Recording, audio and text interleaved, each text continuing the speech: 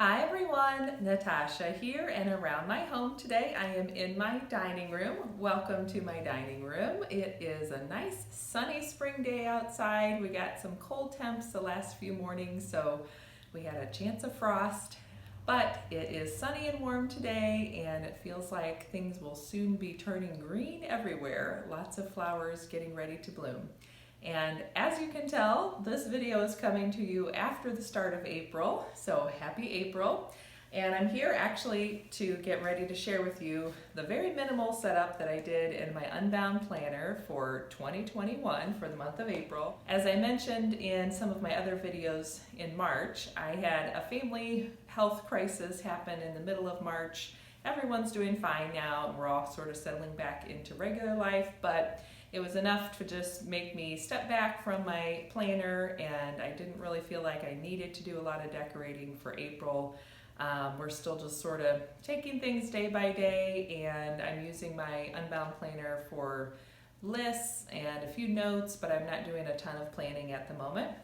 And that's how life goes sometimes. So it's nice to know that the planner's already set up. I don't have to do anything if I don't want to.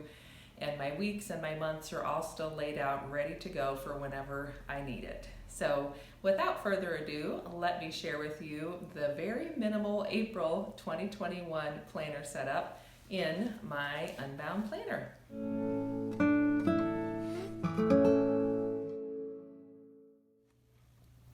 And with the theme of keeping things simple this month, I don't even have any of the supplies I used, so I will link those down below. Essentially, it was just a few of my mild liners and a pink and a brown, and of course my friction pens, because those are what I use every month. So here it is. This is my April 2021 planner setup. Still have my little ruler. I've been using that as a page marker along with my bookmarks, but it's nice to have a ruler when you need it. So as you can see, I have just a minimal setup. I used the brown mild liner and the hot pink, kind of fluorescent pink mild liner to do some basic outlining and highlighting. I did use a few stickers from a Happy Planner book, and I will list that below as well. And not a whole lot else other than just some decorating and outlining.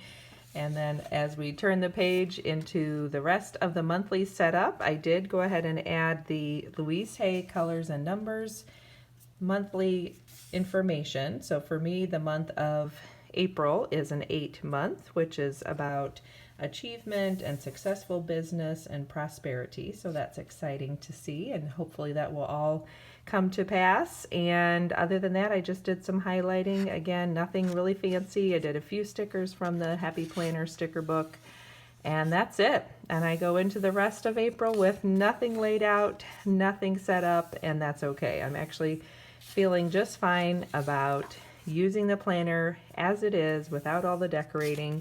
Sometimes I'll get in here and just do a little decorating for a week if I feel like it, but for right now it feels good to keep it simple and just use it as a place to keep lists and notes and a place to jot down a few appointments as they come here and there.